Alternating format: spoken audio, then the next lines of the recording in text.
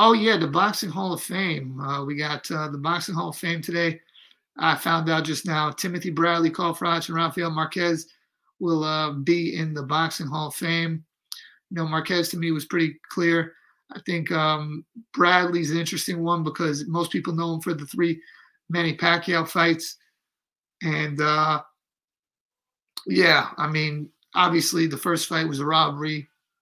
Pacquiao won, and Pacquiao beat him the other two times. But those are the only losses of his career are to Pacquiao. But if you look at the rest of his career, I mean, he had a really, really underrated career for his whole career. He was a great champion at 140. He was the guy in that 2009, 10, 11 era, of that junior welterweight division.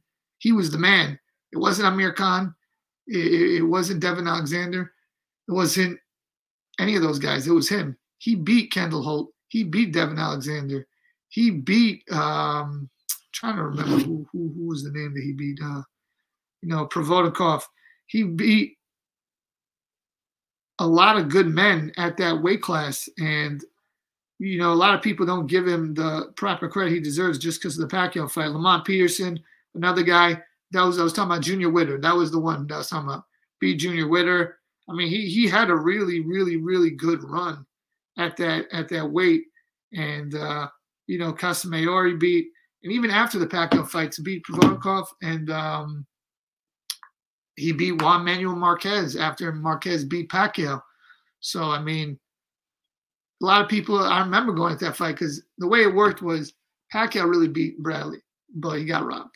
Then Pacquiao fought Marquez. Marquez knocked out Pacquiao. So then when Marquez fought Bradley, people are like, oh, Marquez is for sure going to beat Bradley.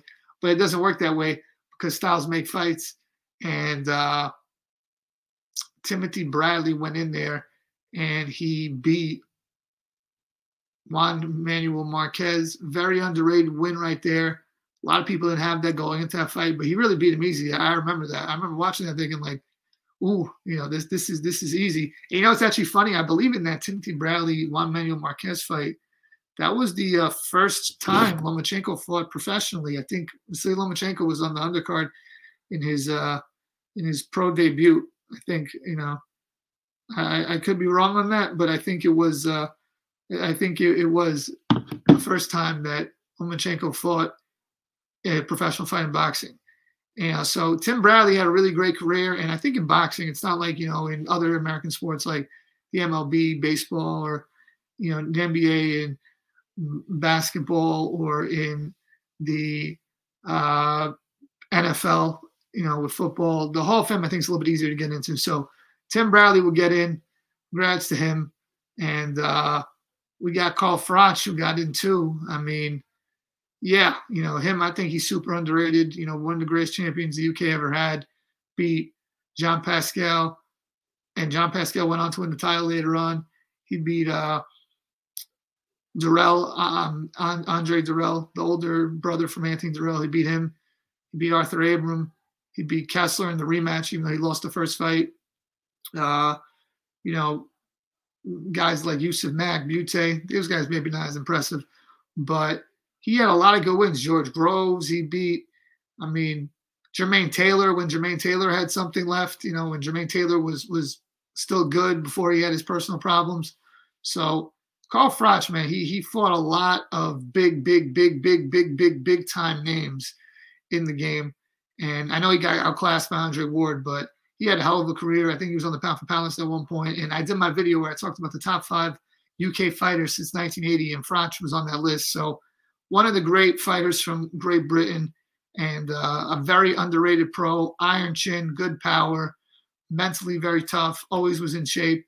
Didn't have the greatest speed in the world, but he had great attention to detail. And what's interesting about Carl Froch is he said he didn't even expect himself to be a pro fighter. He thought he was just going to tap out from the amateur level, and that was going to be it. But not only does he turn pro, win a bunch of world titles at the super middleweight division, I think he won several times, but goes on to have a Hall of Fame career.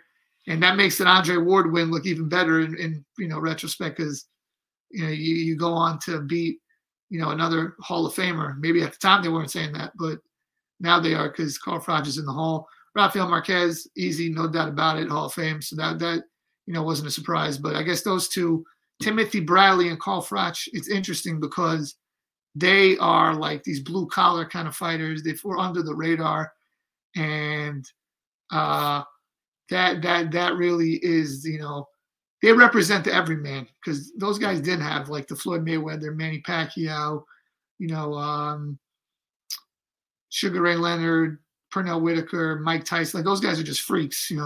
Those guys are just like whoa. But the blue collar guys like the Carl Froch, Timothy Bradley, the guys that got to edge it out all the time. A lot of fans can appreciate those guys too, because I don't think they even thought they were going to be Hall of Fame fighters.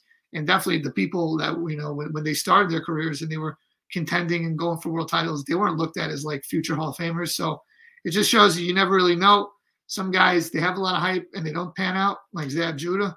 He had a good career, but people thought he'd for sure be Hall of Famer. And Jermaine Taylor, another guy who thought he'd have a great career, had a good career. Then you got a guy like Carl Froch or a guy like Timothy Bradley, and they go on to be Hall of Famers as like kind of like under the radar guys. And then they just kind of outwork everybody. And in the professional level, they win big fights, and that puts them in there.